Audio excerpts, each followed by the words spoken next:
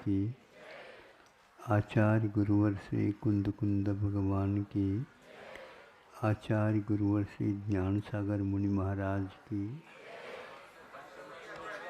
संत शिरोमणि आचार्य गुरुवर श्री विद्यासागर महामुनि राज की जय। मुनि सत्संग की जय। प्राय सब लोगों की ये धारणा है आज के इस पंचम काल में भरत और ऐरावत क्षेत्रों में मुक्ति का निषेध किया गया है। यह एक प्रकार से अपवाद का विषय है।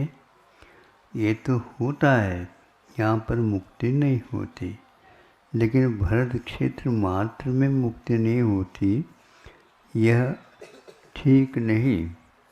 क्योंकि जहाँ पर विद्याधर क्षेत्र हैं वहाँ पर आज भी मुक्ति का द्वार और मुक्ति जाने का आने का खुला है।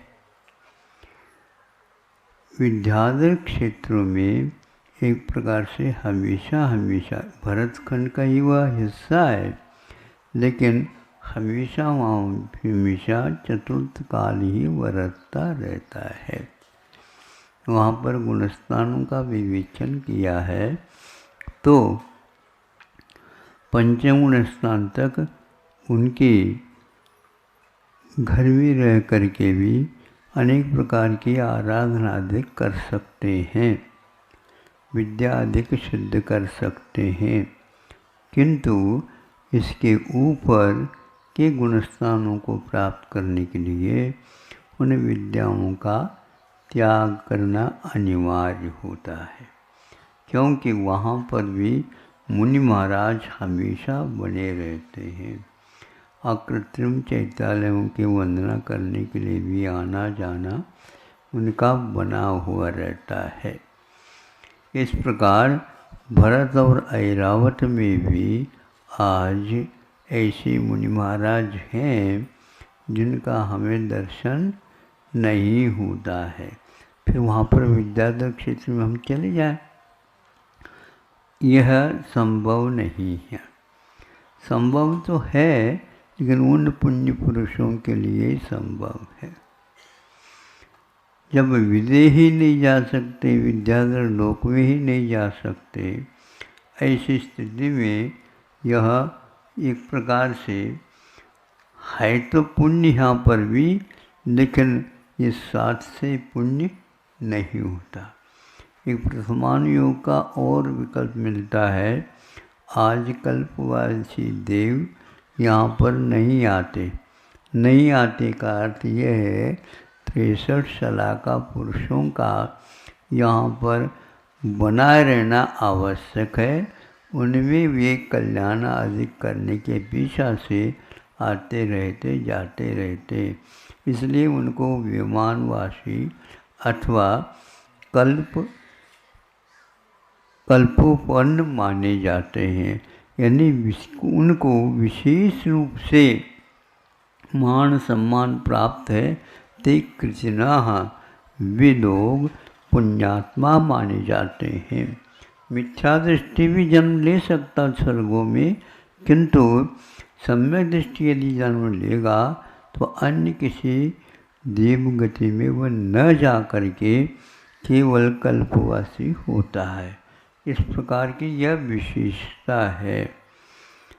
इसी प्रकार वहाँ तृतीय पृथ्वी तक ही देवों का आवागमन होता है।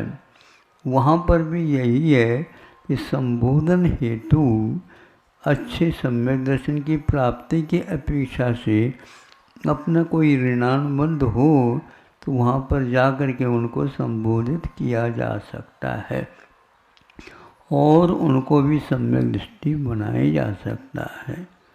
यह वहाँ पर इसलिए कहा गया है, वहाँ पर देव जा नहीं सकते, इसलिए जाते तो हैं, लेकिन धार्मिक कार्य के लिए ही जाते हैं।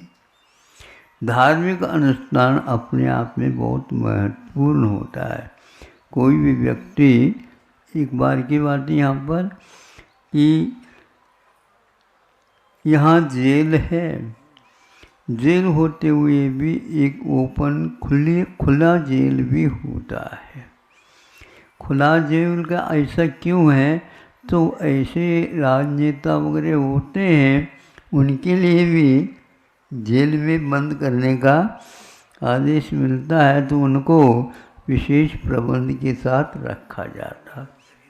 हाँ, तो वहाँ पर एक प्रकार से देवकल्पवासी 16 स्वर्ग से भी नीचे आकर के रावण को इत्यादि को संबोधित करने का प्रतीन्द्र जीव ने किया था। प्रतीन्द्र जीव ने किया था, तो वहाँ से यहाँ आया और उसने संबोधित किया। जब यहाँ पर था उस समय तो उसने पंचेंद्र के विषय में निर्लोपता दिखाई, और वहाँ पर जाने के उपरांत उसको संबोधित किया। उस समय भीग करके रावण कहता है कि हमारा ये खोटा भाग्य है, मैं अभी वहाँ पर आप ले जाना भी चाहोगे तो नहीं जा सकता, नहीं आ सकता। सीता के जीव ने उसको बहुत प्रयास किया, लेकिन ये काम नहीं हुआ। क्यों नहीं हुआ? तो इसी प्रकार के निकाचित कर्मों का बंध होता है, तो ऐसी स्थिति में अच्छी वस्तु का लाभ नहीं हो पाता। समझ लो, नरकों में भी उपदेश होता, किंतु नरकों में उपदेश होते हुए भी नारकी को कभी उपदेश दे नहीं सकता, क्योंकि यही तो दुर्लभ है। जब तक बड़े व्यक्ति नहीं आए अपने से, तब तक वह बात मानने योग्य नहीं होती है। अनुग्राही भावात, वहाँ पर एक के ऊपर अनुग्रह करो, नारकी के ऊपर अनुग्रह नहीं कर सकता। देवों के द्वारा अनुग्रह किया हुआ सम्यक दृष्टि भी बन सकता है। इसलिए आप लोगों को ये जो दुर्लभ मिल रहा है, ये बहुत ही विशेष रूप से पुण्य का उदय है, तो आज यहाँ पर उपलब्ध हो रहा है। देवों की भी यही दशा है, वहाँ पर भी कोई मुनि महाराज जा नहीं सकते। वहाँ पर जाकर के कोई मुनि महाराज सामायिक अधिक बहुत अच्छा हो जाएगा, वहाँ नहीं जा सकते। क्यों नहीं जा सकते हैं? वहाँ पर केवल वह से नाराज संगन वाला भी नहीं, वहाँ तो वैकृतिक शरीर वाले ही रहते हैं, और वहाँ पर कौलाहार नहीं चलता है, इसलिए वहाँ पर भोजनालय नहीं बने। बिल्कुल है ही, व्यवस्था है ही नहीं वहाँ पर, कोई भी नहीं। ऐसा क्यों? वहाँ अमृत का आहार होता है, केवल ग्रास बना करके नहीं खाया जाता, और वो भी बहुत वर्षों के बाद होता है। एक एक सागर वर्ष के लिए 1,000 वर्ष नियुक्त किया उन्होंने, तो 33 सागर तक वह रहते हैं, किंतु 33 पक्ष हो गए, इन्हें 16.5 वर्ष तक वे आहार नहीं करते। श्वास के लिए उन्होंने अलग आता है। हाँ, इतने दिन के बाद श्वास लेते हैं, तो यहाँ पर श्वास बार बार लिया जाता है, इसलिए यहाँ पर आकुलता रहती। श्वास लेने की पद्धति 13वें गुणस्थान तक चलती है। श्वास प्राण माना जाता है, जिसके द्वारा यह जीव टिका हुआ रहता है। हाँ, वहाँ से भी किसी को कोई बाधा नहीं, लेकिन इस शरीर का अपने आप में इतनी ही क्षमता है कि वह इस प्रकार कर सकता है। लेकिन यहाँ संगणन होने के उपरांत भी वहाँ संगणन नहीं रहता है। वहाँ पर रक्त पीप इत्यादि नहीं होते हुए एक स्फटिक मणि के समान वह शरीर उनका रहता है। इस प्रकार आपको ये तृतीय अध्याय एक प्रकार से भूगर्भ विज्ञान से भरा हुआ है। इसमें विशेष जब चर्चा करते हैं तो इसके ऊपर विश्वास आज के आधुनिक वैज्ञानिकों का नहीं हो पाता इसलिए जिनको जो पढ़ाया गया है वही पढ़ कर के वो पास हुए हैं, उसी के माध्यम से उनको नौकरी आदि भी मिली है, उससे वो ऊपर नहीं उठ पाते। लेकिन ऐसा है कि तर्कना युक्ति आदि के माध्यम से हम कर सकते हैं। यह 500 धनुष आदि आदि काया की बात होती है तो उसके लिए भी यही कहा कि इतने आयु कैसे हो सकती, इतनी आयु होती थी। कैसा है कि कंकाल मिल जाते हैं, हाँ मम्मी, तो वहाँ एक प्रकार से अस्थि पंजर जिसको बोलते हैं, वहाँ जब मिलता है तब लगता है इतने मीटर वाला वह शव मिला है वहाँ, तो बाकी सब जो है निकल गया, लेकिन वह अस्थि पंजर अभी भी बना है। तो इस प्रकार के आयु भी वहाँ पर होगी जो वर्षों तक होता रहता है। यह अतीत के ऊपर विश्वास इस प्रकार साम्यवाद प्रत्यक्ष से वह हो जाता है, लेकिन वो इसको स्वीकार करने के लिए जल्दी तैयार नहीं होते। इससे स्पष्ट है कि उस समय खाया पिया जो शरीर था वो पूरा का पूरा सूख जाएगा, लेकिन फिर भी उसकी उम्र अभी बनी रही है, उसके दांत भी दिखते हैं। नहीं समझे, एक भी दांत गिरा नहीं, कैसे गिर सकता, वो तो वज्र के रहते होंगे, बहुत कठिन होते होंगे। इससे शास्त्र के ऊपर श्रद्धान हो जाता है और शास्त्र में जो लिखित विषय हैं वो निश्चित रूप से किसी भी प्रकार से नकारने योग्य नहीं है, लेकिन उसमें भी जिसको दुर्लभ तत्व की प्राप्ति होती है वही एक प्रकार से एक दुनिया एक तरफ हो जाए तो होने दो, लेकिन मैं तो इसके ऊपर श्रद्धान करूँगा। ऐसा रेवती रानी आदि के माध्यम से ये ज्ञात होता है कि हर एक व्यक्ति इसको पचा नहीं पाता, लेकिन फिर भी वह 16 स्वर्ग से आकर के संबोधित किया है। ये बहुत ही, हाँ, इसमें मतभेद हो सकता है।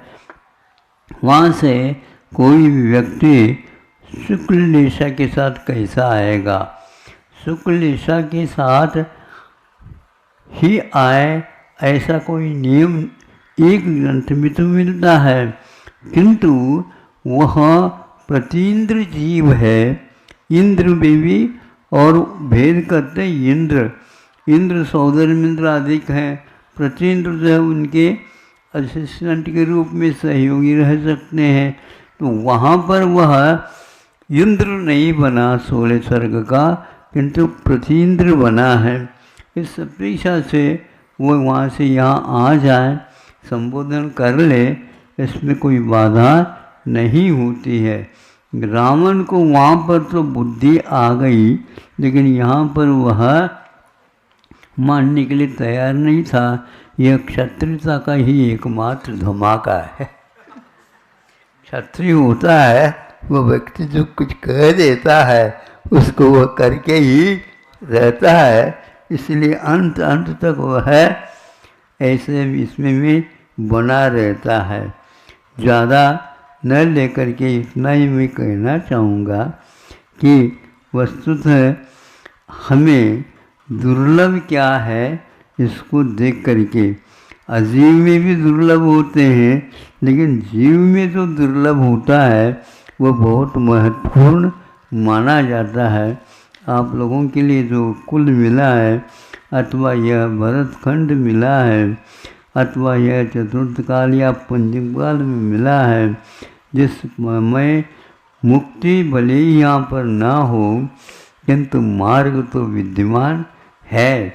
और विद्याधर की श्रेणी में वो विद्या यदि छोड़ देते हैं तो मुनि बन सकते हैं।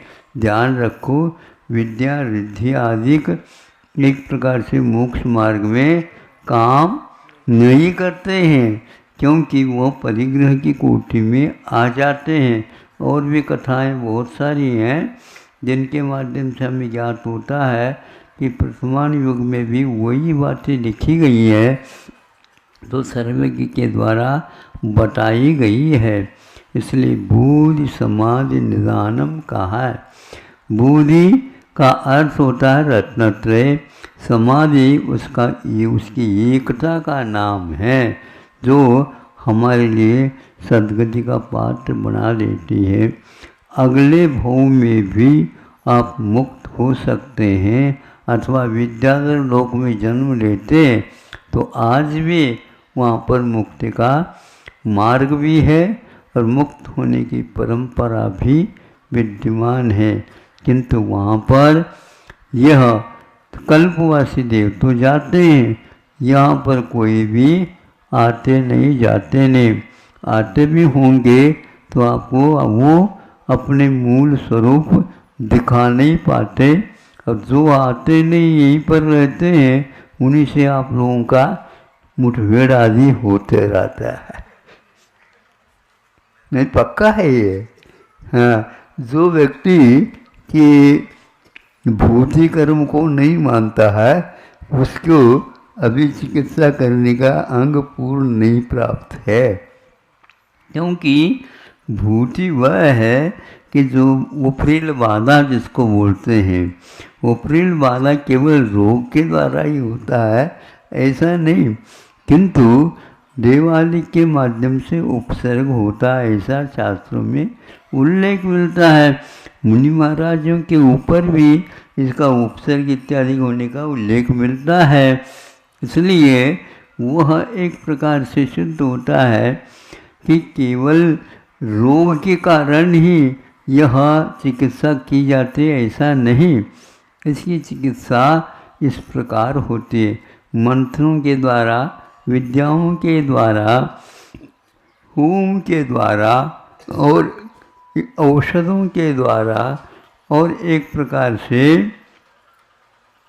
जल के द्वारा भी चिकित्सा करके अनेक भयानक रोगों को शांत करने का विधान आयुर्वेद में दिया है। इसलिए आप लोगों को देवों के द्वारा उपसर्ग नहीं होता ऐसा नहीं मानना चाहिए। विज्ञान आज इसके स्थान पर हिस्टेरिया आदि रोग को तो मान लेता है, लेकिन वह इस प्रकार के बाधा को दूर करने के लिए ये तो कुछ नहीं है, ये तो आप लोगों का ही मन गढ़ंत होगा, ऐसा है ही नहीं। हाँ, अब डिप्रेशन क्या होता है तो वो ऐसा ही होता है, उसके लिए दवाई काम आती ही नहीं। हाँ, और ये क्या इनके मन में कुछ है ऐसा बोलते हैं, मन में क्या है, भूत जा कर के बैठ गया, और कौन सा है, तो वह यदि निकल जाता है तो ठीक हो जाते। देखो ऐसा है कि वह जो अंग उनके यहाँ मिला ही नहीं, यहाँ पर अंग भी है, उपांग भी है और पूर्व भी है, आदि आदि सब कुछ है। यह एक प्राणवायु नाम का पूर्व है, उसमें ये लिखा हुआ है, ये चिकित्सा पद्धति के लिए लेकर के ही कहा गया है। इसलिए वह विद्याधर के क्षेत्र में आज भी मुक्ति है, वह भरतखंड अथवा ऐरावत खंड का ही एक हिस्सा माना गया है। इसलिए आप लोग ऐसे कोई देव इत्यादि से मित्रता रखो ताकि वहाँ पर, क्योंकि आचार्य समंतोद्र महाराज जी, आचार्य कुंद महाराज जी संभव पूज्यपाद के लिए भी सुनने में आता है कि वे लोग अपने मित्रों के, विद्याधरों के निमित्त से विदेश क्षेत्र गए हैं और वहाँ से उनको मनी ऑर्डर के द्वारा आशीर्वाद भी मिलता था, ऐसा उल्लेख मिलता है। ये क्यों वदंती नहीं है, ये अच्छे सज्जन भी कुछ बोल सकते हैं तो वही मानना चाहिए। यह उल्लेख मिलता है, प्रशस्तियाँ भी मिलती हैं। और आज भले ही हृदयधारी मुनि महाराज नहीं हैं, लेकिन कुछ ऐसे पुण्य के कारण विशेष प्राप्ति हो सकती है। ऐसा एक हफ्ते तक वहाँ पर उन्होंने सुना और सब कुछ किया, लेकिन उपवास किए, क्योंकि यहाँ पर जिस समय दिन रहता है उस समय वहाँ पर रात हो जाती है। इसलिए रात्रि भोजन का त्याग होने के कारण उन्होंने 7 दिन तक केवल श्रवण करके फिर बाद में यहाँ आए हैं। तभी तो उन्होंने 84 प्राहुड़ों की रचना की, ऐसा सुनने में आता है, जो बता दिया है। जो बता देने का मतलब लिखा हुआ कथा के रूप में भले ही है। इसी प्रकार आचार्य समंतभद्र महाराज जी के बारे में कहते हैं, ये तो ठीक है, लेकिन सामान्य व्यक्ति के लिए इस प्रकार का सुयोग नहीं मिल सकता है। ऐसे आता है उपसर्गों के द्वारा भी, यहाँ का वहाँ पर भूमि जा कर के देव लोग या तिर्यंच आदि पटक देते हैं। वहीं पर अपहरण होने के उपरांत वो रह जाते हैं, वहीं पर मरण को प्राप्त होते हैं। फिर इसके उपरांत वहाँ से वह जहाँ जाना है आयु के अनुसार चले जाते हैं, ऐसा मिलता है। इतना अवश्य है कि 2.5 द्वीप में ही मुक्ति का मार्ग है, अन्यत्र नहीं। यदि अन्यत्र है तो वह संयम तक है, वो भी तिर्यंचों में है। इतना ही संक्षेप से कहना था। आज भी आप मुक्त हो सकते हैं, ऐसे दर्शन कर सकते हैं, लेकिन स्वयं हम लोगों के लिए वो सौभाग्य प्राप्त नहीं होगा, क्योंकि अपना जन्म जो हुआ है वह कर्म भूमि में और विद्यालय क्षेत्र से है। इसलिए मुनि महाराजों को आहार देने में कृत है आदि आदि जो अंतराय होते हैं, दोष लगते हैं, उनका उल्लेख मिलता है। मंत्र विद्या इत्यादि के माध्यम से भी आहार का उत्पादन करके मुनि महाराज जी को निर्दोष आहार देने की पद्धति यहाँ मूलाचार इत्यादि में भी लिखा हुआ है। इससे स्पष्ट है कि विद्याओं और हृदयों के बल से, मंत्रों के बल से आहार लेने की पद्धति विद्याधर की कॉलोनी में है, श्रेणियों में है, ऐसा कहा। उनका भी रोचक वहाँ पर व्यवसाय चलता है और वो आज भी चल रहा है। पद्म पुराण में एक खंड में इसका भी वर्णन मिलता है। चक्रवर्ती जब दिग्विजय करके निकलता तो पाताल में भी जा कर के वह उन राजाओं को कहता है कि तुम मांडलिक बन जाओ, ठीक है, नहीं है तो तुम्हारा भला नहीं होगा। तो वह हाँ कह करके तैयार हो जाता। वे ऐसे ही क्षेत्र में रहते हैं जहाँ पर बाहुल्य मंत्र और तंत्र और रिद्धियाँ, इनके माध्यम से उनका 6 प्रकार के कर्मों का व्यवसाय चलता रहता है। अहिंसा परमो धर्म।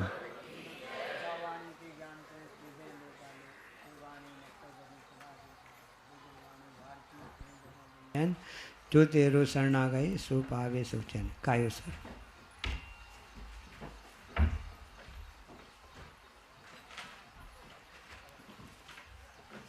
दासांग जनवाणी माता की जय। आचार्य परमेष्टि गुरुदेव